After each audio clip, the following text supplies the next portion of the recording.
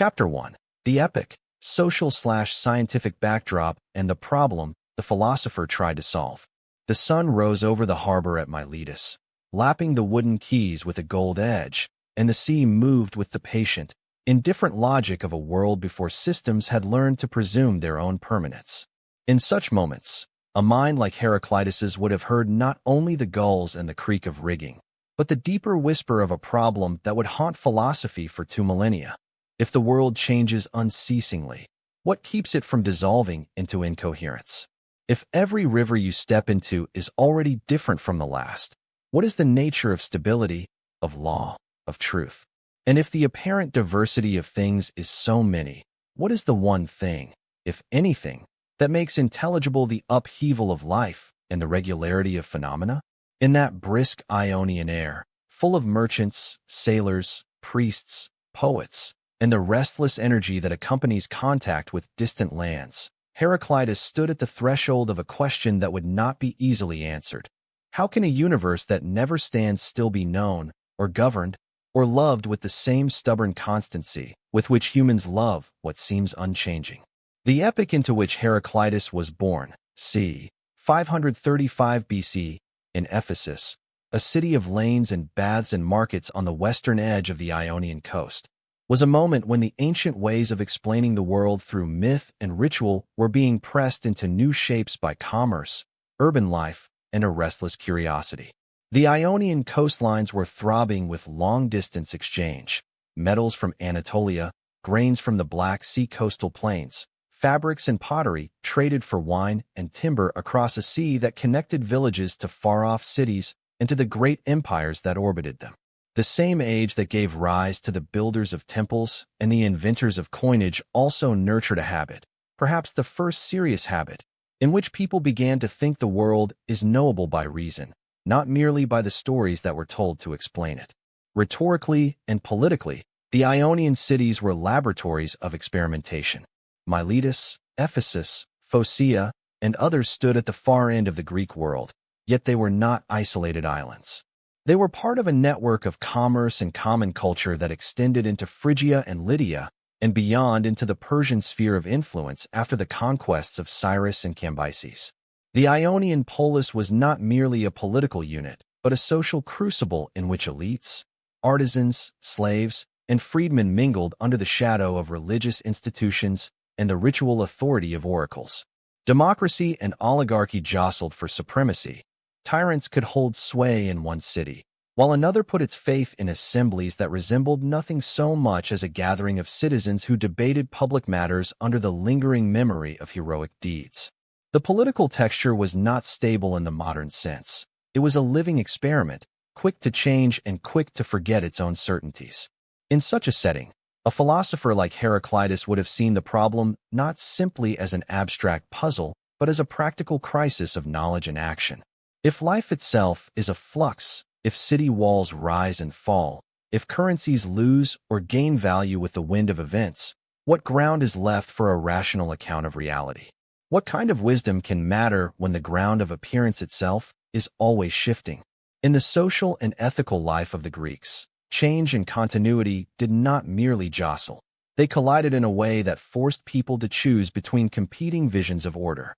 One could seek a stable form of justice, a permanent cause of the right, a moral law that would outlive the caprices of tyrants and the violence of wars. Or one could insist that order is built upon the very instability of things, upon a principle that makes perpetual change intelligible, perhaps even necessary. The social backdrop thus becomes the shadow of the problem that the philosopher would seek to illuminate. The Greek mind was becoming, in this epoch, a mind that preferred asking questions to boasting about answers. Religion remained powerful. The oracles, the gods, the temple economies, the saboteur of comfort that always undercuts a too easy explanation.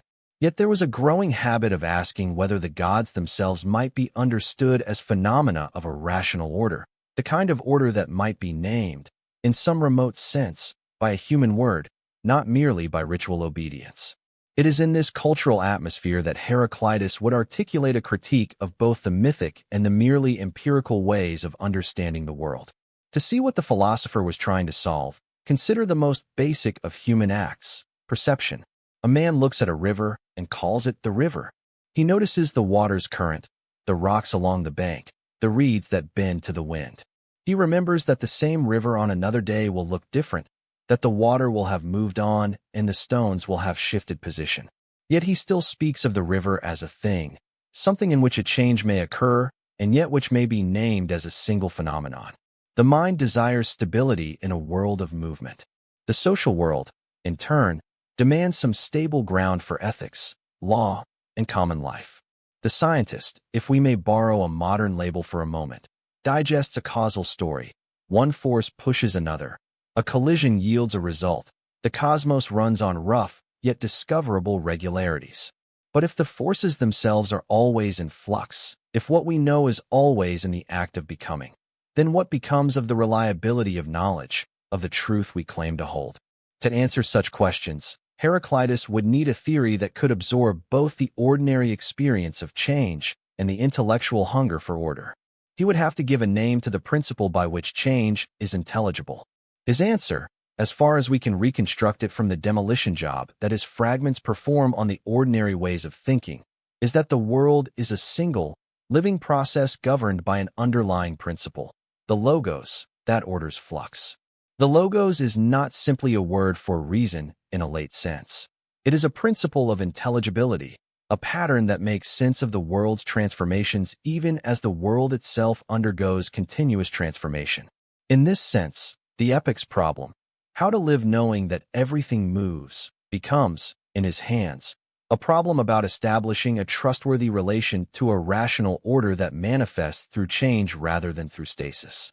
The social and scientific backdrop of Heraclitus's life was thus not a mere stage set for a grand philosophical drama. It was an active field in which the tension between tradition and innovation, between ritual and inquiry, between dependence on the gods and confidence in human reason, played out day after day. The Ionian cities were laboratories of flux, where a citizen might be a trader, a craftsman, a priest, and a poet, sometimes all at once. The religion of the time did not disappear in the face of analysis, it transformed. Philosophers like Heraclitus did not abolish myth. They reframed it, reinterpreting the gods as expressions of natural processes or as personifications of the deeper laws by which the world is governed. If one can describe a world that allows gods to be visible as causes or symbols of a rational order, one must conclude that the world is not a mere stage for divine caprice, but a living organism in which change is not chaos but a form of order. The science of the era, if we may call the early efforts to understand nature by this name, was not laboratory work in the modern sense. It was an attempt to reduce the apparent diversity of phenomena to a few fundamental principles. Thales had proposed water as the arche, a primal stuff through which everything becomes and changes. Anaximander had suggested the apeiron, the boundless, indefinite source, from which all things arise and to which they return. Anaximenes traced a progression through air, then fire, to explain the varieties of form and life.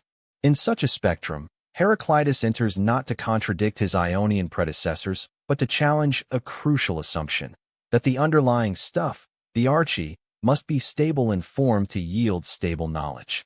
If the world is a river, the river is never the same river, but the logos may still be a description of the river's rhythm, not a claim that the river never changes. The problem, then, is how to think about reality without surrendering the possibility of knowledge to perpetual novelty.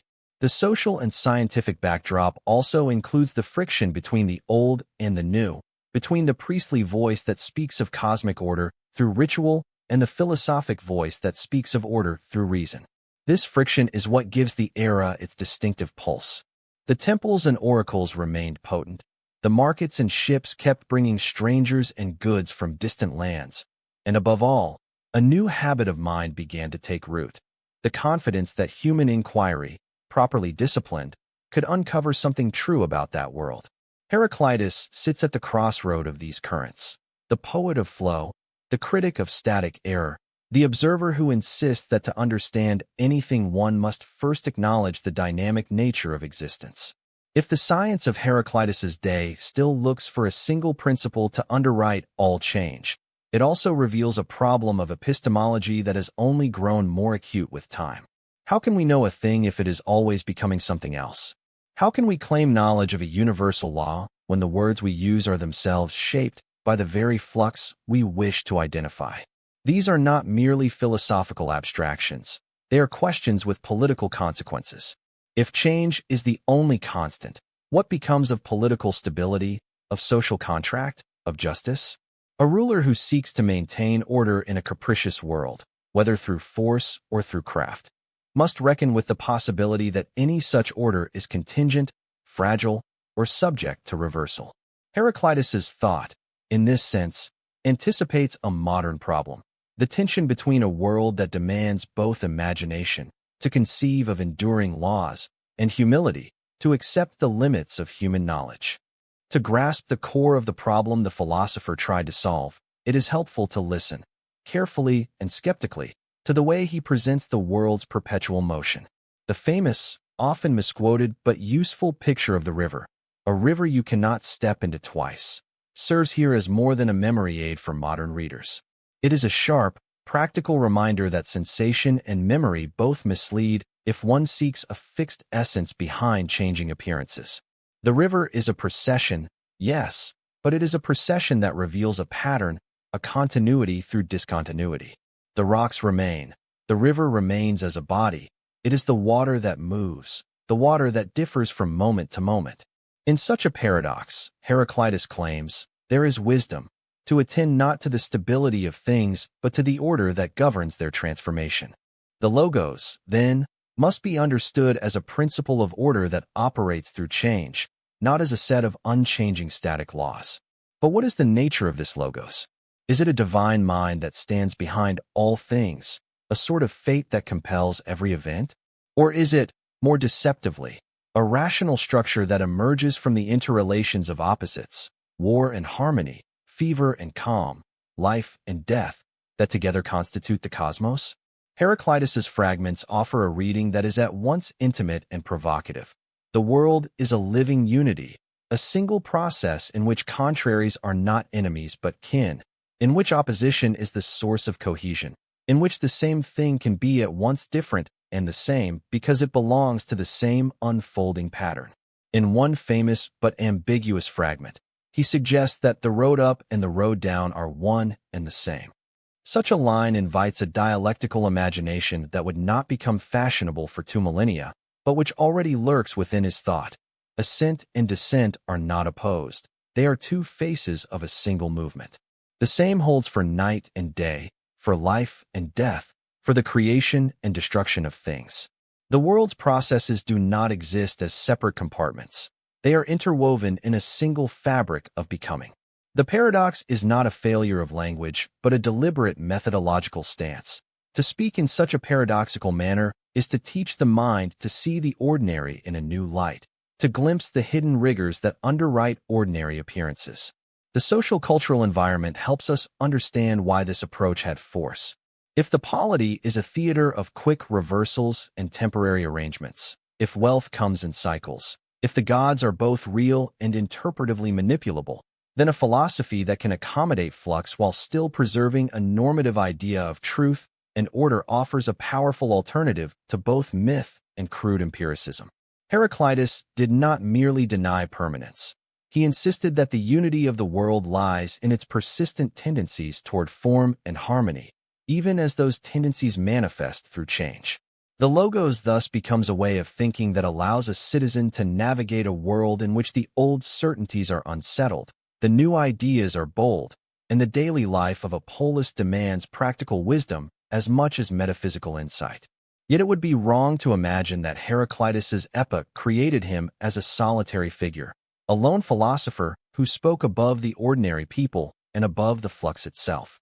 He was part of a culture that valued the power of language, the art of paradox, and the humility to admit that certainty is a difficult, even dangerous, grip. The aesthetic of his fragments, pungent, terse, sometimes almost cryptic, reflected a cultural preference for the artful expression of difficult truths. The era rewarded those who could see in a single line, in a sudden image, a pointer toward a larger law of nature or society. Heraclitus's style was both a weapon and a form of hospitality, a test for the reader, inviting him or her to enter into a dialogic space where interpretation matters as much as what is being interpreted. The problem the philosopher sought to solve thus emerges in multiple registers. There is the metaphysical register.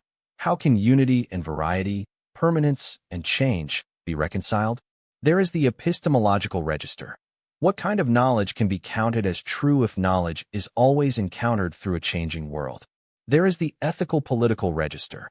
If the world is governed by flux, how should humans conduct themselves? How should communities be formed? How should laws be judged? There is also the symbolic literary register. What does it mean to speak of a rational order in a world that seems to resist all such order in the most basic experiences of living?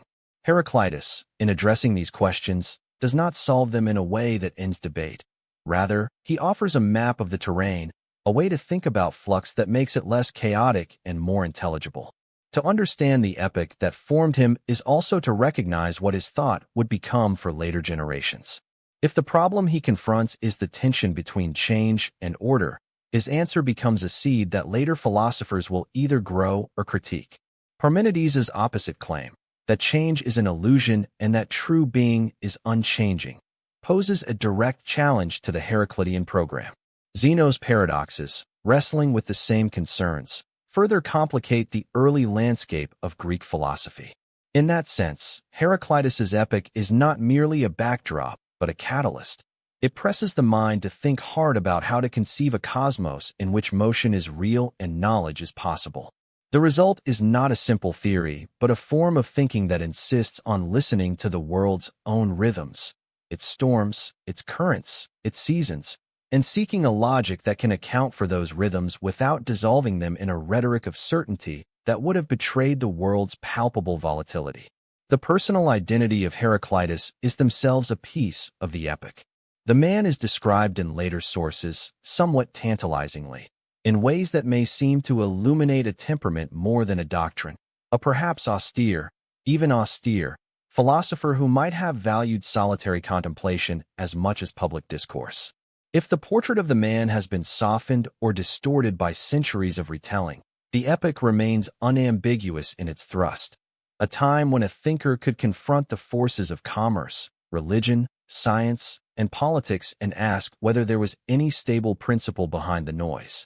The answer, in the sense we can glean from the surviving fragments, was not a final absolution but a discipline of mind.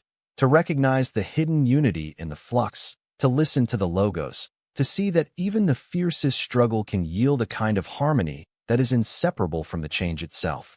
The chapter thus prepares the reader for the central project of portrait of philosopher Heraclitus, a careful, patient reading of a thinker who refuses to be either a pure mystic or a mere scientist. He is, rather, a sophist of flux, a thinker who treats becoming as the most serious subject of inquiry and who asks the reader to consider that the conditions of knowing are themselves part of what must be known. The epic, in its richness and in its risk, provides the air and the pressure that shape this philosophy. The world is a field of ongoing transformation. The mind must learn to discern the patterns within the transformation, to detect the law that makes sense of the ever-changing, and to name that law not as a fixed monopoly of dogma, but as a living method of cognition, one that respects the world's panta rhei and nonetheless dares to claim there is a reason behind the river's course. In closing this opening frame, we can sketch a guiding sense for what lies ahead in this book. The next chapters will trace Heraclitus's life in the social theater of the Ionian coast, sketching the streets, markets, and temples that shaped him and the arguments he launched against the settled beliefs of his day. We will explore his key motifs: fire as the archie, the logos as the order within change, the unity of opposites, the role of strife as the motor of all things, and we will examine how these ideas resonated with, and resisted, the broader currents of ancient science, ethics, and politics. We will not pretend to recover a single, flawless system from the fragments. Rather, we will present a living, contested portrait of a man whose core problem, the problem of change and the possibility of knowledge, remains one of the oldest and most pressing questions in human thought. The epic thus serves as both horizon and pressure chamber. a historical moment that gives Heraclitus his context and, in return, receives from him a challenge to see the world with a mind capable of acknowledging flow as form. The book that follows will carry this challenge forward, from the river's edge in Ephesus to the more expansive currents of philosophy that would follow. For the question remains timeless, even in a time long past. How can we live wisely in a world that insists, at every turn, on becoming something else? Heraclitus offers not a final answer but a map, one that teaches us to hear the music of flux, to observe the unity it contains, and to accept that the most enduring wisdom may be the most faithful attention to change.